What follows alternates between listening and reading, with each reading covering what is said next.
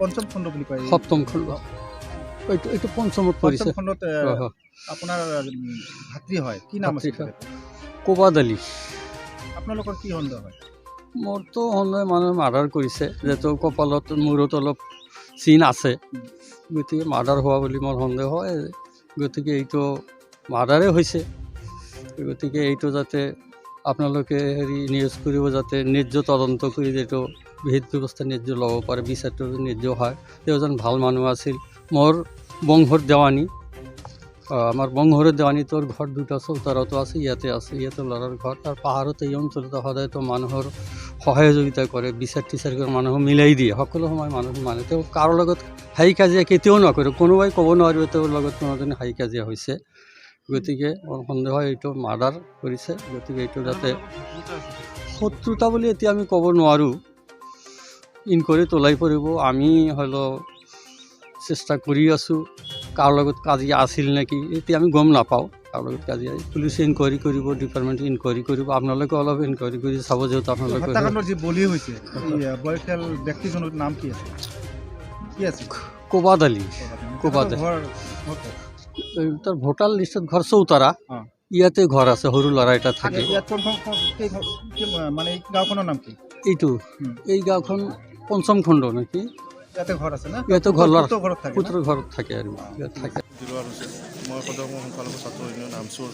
কেন্দ্ৰীয় সমিতিৰ সাংগঠনিক সম্পাদক কি হৈছে ইয়াত আজি ৰাতিপুৱা এটা মৰ্মান্তিক খবৰ পালোঁ যে এই অঞ্চলৰ সমাজকৰ্মী কোবাদ আলী ডাঙৰীয়া কোনো দুৰ্বৃত্তই পৰিকল্পিতভাৱে হত্যা কৰিছে বুলি খবৰ পালোঁ কিন্তু আহি দেখা পালোঁ হয় সঁচাই তেখেতক এইটো পৰিকল্পিতভাৱে হত্যা কৰিছে কাৰণ তেখেতৰ যি চাদৰ গৰমৰ কাপোৰ আছিল জোতাবিলাক বেলেগ ঠাইত পৰি আছিল তেখেতে ব্যৱহাৰ কৰা টৰ্চলাইটটো বেলেগ ঠাইত পৰি আছিল তেতিয়াৰ পৰা অনুমান কৰিব পাৰে যে এইটো পৰিকল্পিত হত্যাকাণ্ড এই হত্যাকাণ্ডতে আমি মৰ্মান্বিত হৈছোঁ আৰু তেখেতৰ আত্মাৰ চিৰশান্তি কামনা কৰিছোঁ আৰু পৰিয়ালবৰ্গলৈ সমবেদনা জ্ঞাপন কৰিছোঁ আৰু আপোনালোকৰ যোগেদি আমাৰ ধুবুৰী আৰক্ষীক এটা আহ্বান জনাম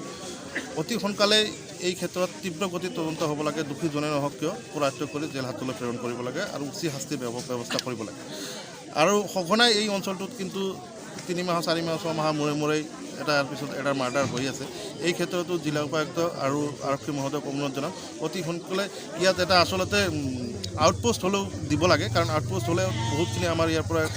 সুবিধা হ'ব কিন্তু গৌৰীপুৰ থানা ইয়াৰ পৰা বহুত দূৰ হোৱা হেতুকেই দুৰ্বৃত্তই এই কামখিনি কৰিবলৈ সহজ হয় মানে এটা টাৰ্গেট কৰি লৈছে পানবাৰী অঞ্চল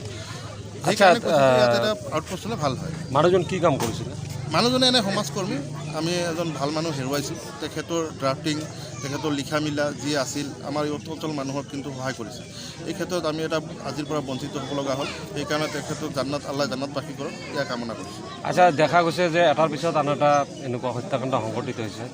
তো এই ক্ষেত্ৰত আৰক্ষী প্ৰশাসন ব্যৰ্থ হৈছে নেকি কি কয় আৰক্ষী প্ৰশাসন ব্যৰ্থ বুলি ঠিক ক'ব নোৱাৰোঁ কাৰণ আৰক্ষী প্ৰশাসনৰো আমি বহুতবাৰ আলোচনাত বিলোচনাত বহিছিলোঁ বহাৰ পিছত এটা কথাই লাষ্টত ৰিজাল্টটো ওলাই যে আৰক্ষীৰ আচলতেই মানুহ কম মেন পাৱাৰ কম সেই ক্ষেত্ৰতে মই আপোনালোকৰ জৰিয়তে মাননীয় মুখ্যমন্ত্ৰী হিমন্ত বিশ্ব শৰ্মা ডাঙৰীয়াক আহ্বান জনাম আপোনালোকে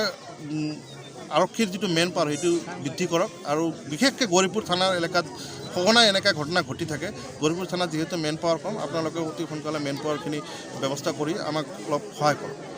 আচ্ছা মানুহজনৰ ঘৰ গাঁওখনৰ নাম কি আচলতে তেখেতে বাস কৰে চৌতৰা গ্ৰামত আৰু এই ঘটনাটো ঘটিছে আলমগঞ্জ পাৰ্ক চাইডে যোৱা নিশা হৈছে